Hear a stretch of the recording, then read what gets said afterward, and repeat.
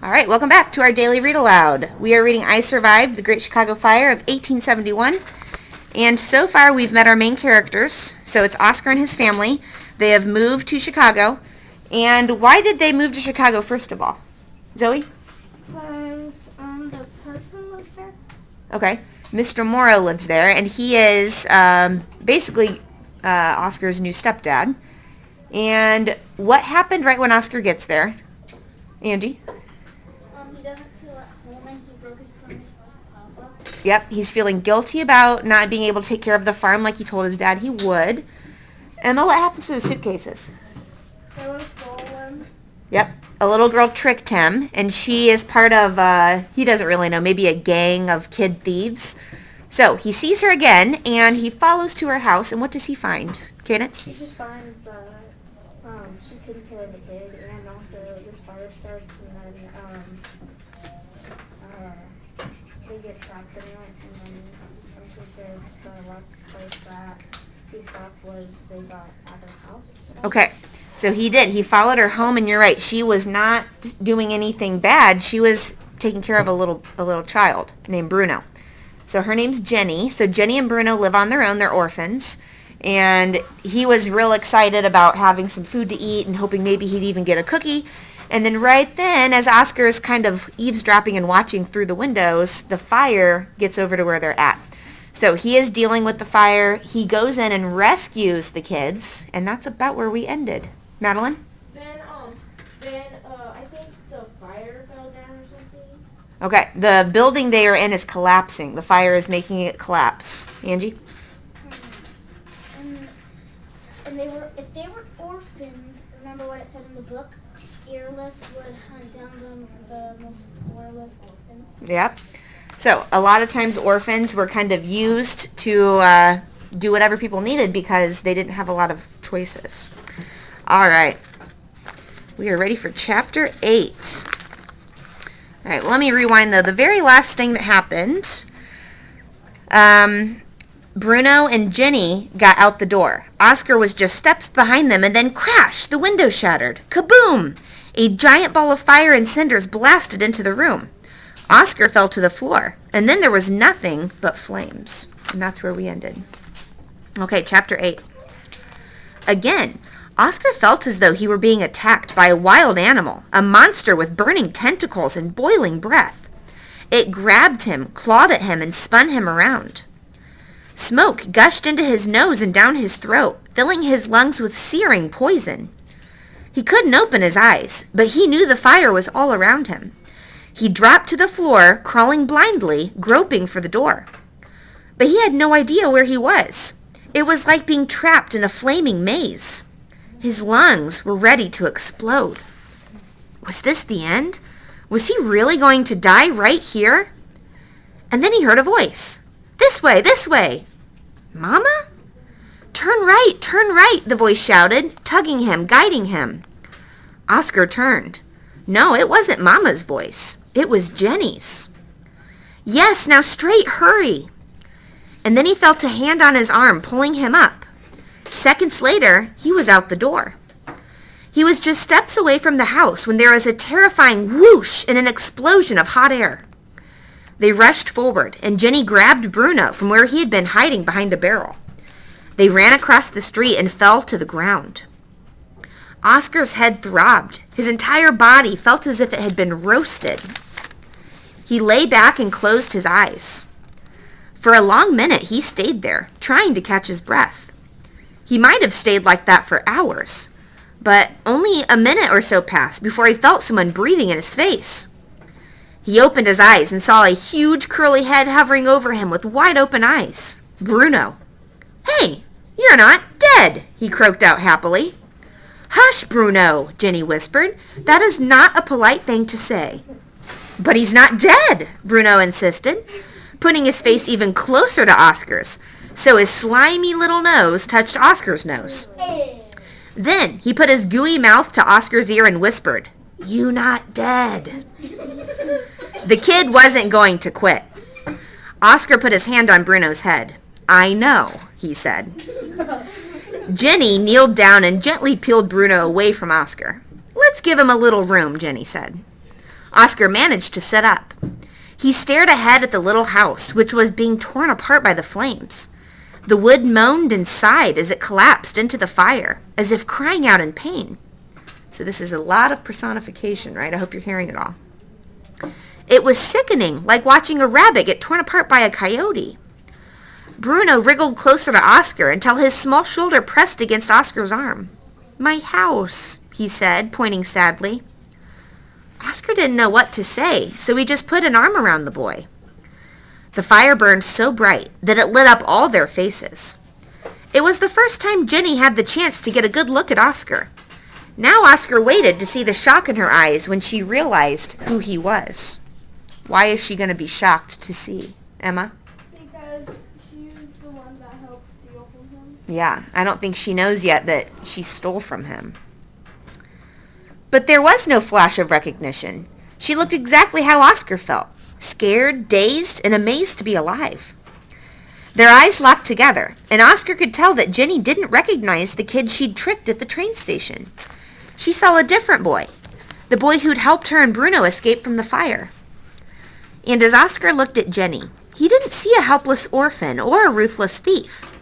He saw a brave girl who watched over her brother all by herself, whose voice had led Oscar out of the blazing house in the nick of time. And then there was Bruno, who grinned at Oscar as though they'd been best friends all their lives. "I bono," he said, looking up at Oscar and puffing out his chest. "I'm Oscar," Oscar said. "Ocker," Bruno said. "I'm Jenny," Jenny said.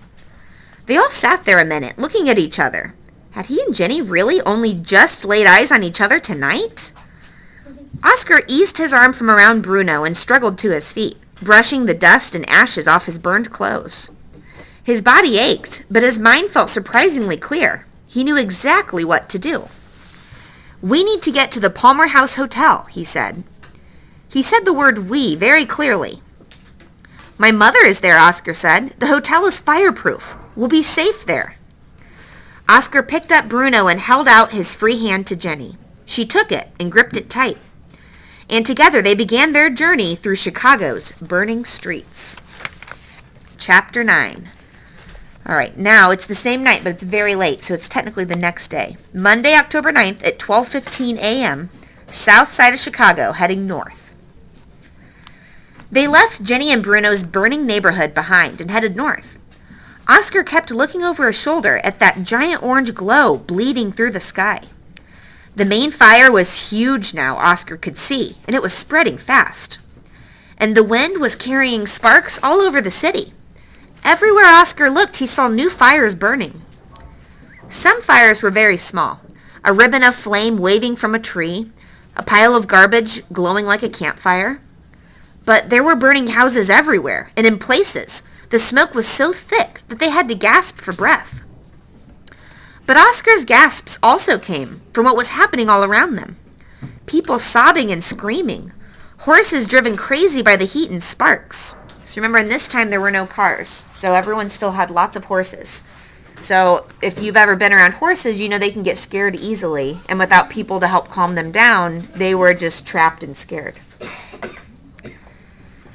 Horses driven crazy by the heat and sparks. Stray dogs howling in fear. Even the rats were running for their lives, rushing out from under the wooden sidewalks and getting squashed under the wheels of the wagons and buggies that plowed through the streets. The crowds got bigger as they moved north. Many people were dragging trunks and suitcases or struggling with heavy sacks heaved over their shoulders. 2 women in nightgowns carried a mattress above their heads. On top was a very old man, curled up under a quilt. The fires turned the night sky as bright as day, lighting up the terrified faces all around Oscar. The tear-stained cheeks, the mouths open in horror, the wide-open eyes looking up at the sky. But the worst part was the howling wind, which seemed to be getting stronger by the minute. Each hot gust was filled with dust and smoke, and spit out millions of embers and sparks. One burned a hole clear through the toe of Oscar's boot. Oscar passed a woman just as her skirts erupted into flames. Luckily, the man next to her had a canteen of water and quickly drenched her. The sparks were terrible for Oscar and Jenny, but they tortured poor Bruno. "Hot, hot," he kept saying, trying to bury his face in Oscar's neck. Finally, Jenny spotted an overturned wheelbarrow with a heap of clothes spilling out. She snatched a lady's hat, its purple velvet smudged with dirt, its wide brim crushed.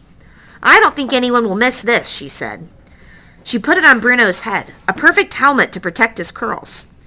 She kept her eyes on Oscar, swatting away embers that came too close to his face, or smoldering on his clothes. Oscar was getting the idea that there wasn't much Jenny couldn't take care of. They came to a corner where a crowd of people had stopped to watch a grand brick building burn. Oscar and Jenny tried to push their way through, but they were completely hemmed in. And then, suddenly, the clanging of bells rose above the roar of the fire. "Fire department!" someone shouted. People jumped out of the way as two steam pumper wagons came tearing around the corner, each pulled by two sweating horses. A hose wagon followed. Oscar's heart lifted a bit. He remembered what Mr. Morrow had told them, that Chicago had the best fire department in the world. And here was their chance to prove it. Maybe they could save at least part of the city. People in the crowd watched hopefully as about 15 firefighters hopped off the wagons and got to work, readying the pumper and uncoiling the heavy canvas hoses. In Castle, there was no fire department or pumper engines. When a fire broke out, people had to rely on themselves and their neighbors. During the big fire, a flurry of sparks had ignited the roof on Oscar's barn. Within minutes, 30 people had rushed to their farm ready to help. They grabbed every bucket and jug they could find and formed a bucket brigade. Mama and 2 other women had stood at the well, filling the buckets as fast as they could. Everyone else lined up, forming a human chain that led from the well to the barn. Oscar stood on the line, passing sloshing buckets of cold water toward the fire. It was amazing how those heavy buckets flew across the chain of hands, how the splashes of water tamed the flames. Oscar had kept going even after his arms were numb with pain. It had taken an hour, but they'd put the fire out. The roof of the barn was burned through, but the rest of the building still stood. Oscar would never forget how happy he felt when the last of the flames fizzled out, as if he'd helped slay a monster. He watched now as the firefighters dragged the heavy coils over to the burning buildings, screaming at people in the crowd to stand back as the pumper engines roared and water pulsed into the hoses.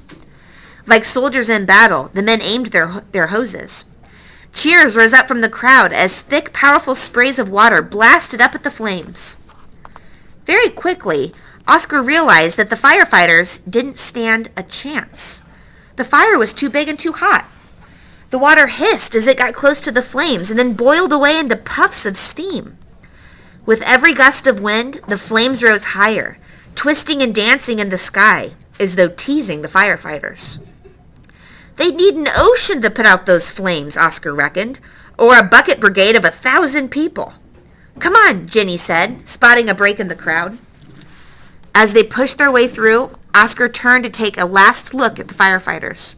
There was no mistaking the fear on their faces. There was no doubt. Chicago was doomed.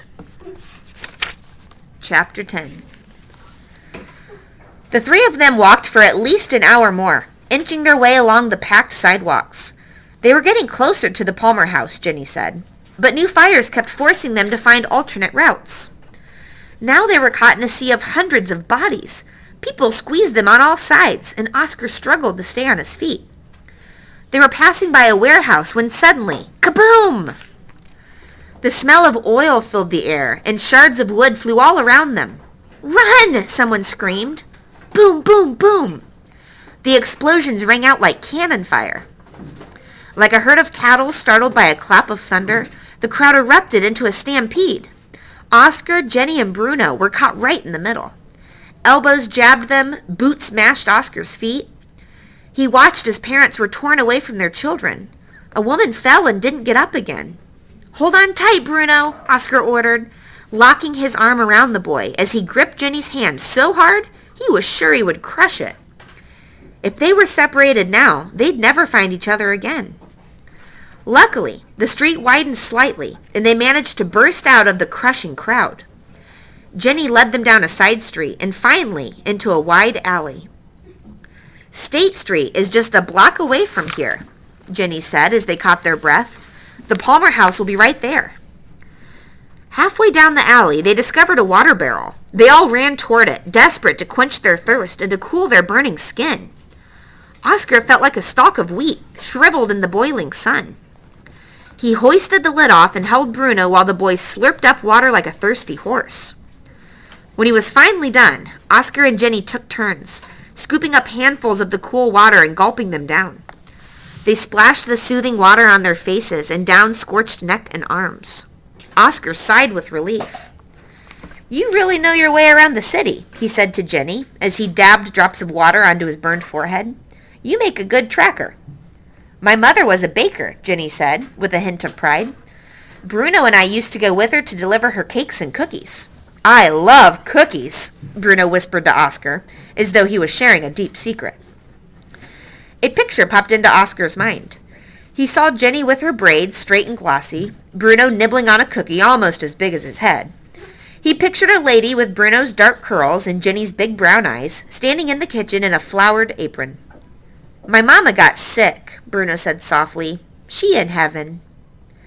Jenny glanced at Oscar, and he glimpsed the fresh hurt in her eyes.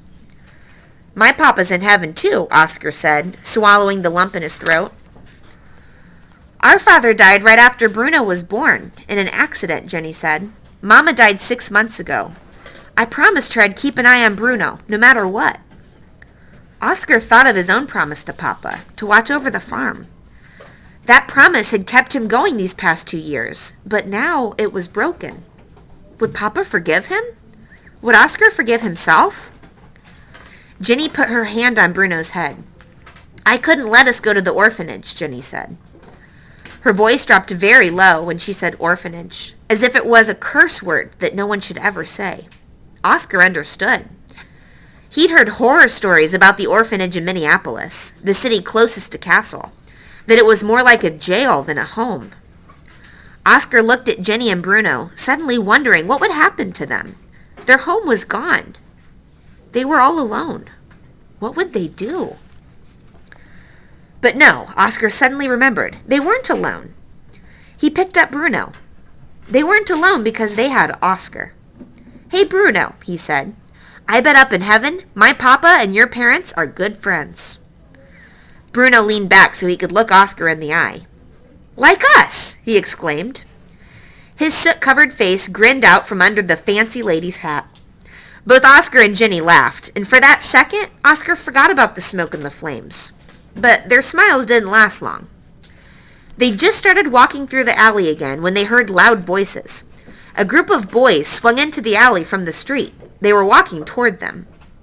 Jenny froze. Then Oscar saw who they were. The boys from the train station. And there, right in front, with his rattlesnake eyes glowing through the smoke, was Otis Weber. And let me see how long this chapter is. All right, we'll read one more chapter, chapter 11. Otis had 4 other boys with him, each of them lugging a large sack. Otis was carrying a painting of a fancy gold frame. In a fancy gold frame. Oscar immediately understood. Otis and his gang had been looting, stealing from houses whose owners had fled the fire. Oscar pulled Jenny closer to him and held Bruno tight. Maybe the boys would just walk by, Oscar told himself. Maybe they were too busy with their stolen treasures to even notice them. But Otis was the type who didn't miss a thing. His yellow-tinged eyes scanned the alley and they landed right on Jenny. He stopped short, and the other boys nearly knocked into him. "Jenny," he said. He sounded almost friendly. Oscar studied him. The other boys looked around the same age, maybe 14 or 15, and 2 were bigger than Otis. But Otis was the leader, without a doubt. For a second, Oscar wondered if Otis wasn't so bad. Sure, he was a crook, but maybe Otis was good to the kids in his gang. Didn't Papa say that Earless treated the guys in his gang like brothers? But Oscar saw that Jenny's hands were shaking. "Hi, Otis," she said softly. "Glad we found you," he said. "We need more hands. It's a big night for us. We won't have to work again for a year." Jenny kept her eyes on the ground. "So come on," he said. "Leave the baby with your buddy here." "I not baby," Bruno growled. At least one person here wasn't afraid of Otis. Otis smiled. "Tough kid," he said, spitting on the ground. "We'll take him along too." "No," Jenny said, her face suddenly fierce. Otis raised his eyebrows. "I quit," she said. "You quit?" Otis laughed, a strange, high-pitched giggle that raised the hairs on Oscar's neck. He looked around at the other boys, who laughed nervously. And then his face went dead. "No one quits my gang," he said in a low voice. "You know that. That's how it works." Anger rose up in Oscar as he imagined how Otis had gotten all these kids to work for him. How he picked the ones whose parents were gone, who were starving and desperate to stay out of orphanages. How helpless Jenny must have been when her mother died. She was willing to do anything to keep herself and Bruno out of the orphanage, even work for that snake. "Leave her alone," Oscar said, louder than he'd meant to. And now, Otis turned his menacing stare on Oscar. For the first time, he realized he'd seen Oscar before. He smiled chillingly. "You," he said, "you looking for your suitcases? You think Jenny's going to get them back for you?" Jenny looked at Oscar in confusion, but then her face seemed to crumble. You think she just realized? Yes. Yeah. Otis put the painting down and lunged toward Jenny. "No!" Oscar cried. And before he realized what he was doing, he sprang forward and gave Otis a hard push in the chest. The thug stumbled back, stomping on the painting. Snap! It broke in half. Time seemed to stop. The four boys behind Otis backed up as if they were afraid Otis might explode. And he did. Otis reached into his jacket and pulled out a huge knife. Jenny staggered back, and Bruno went running into her arms.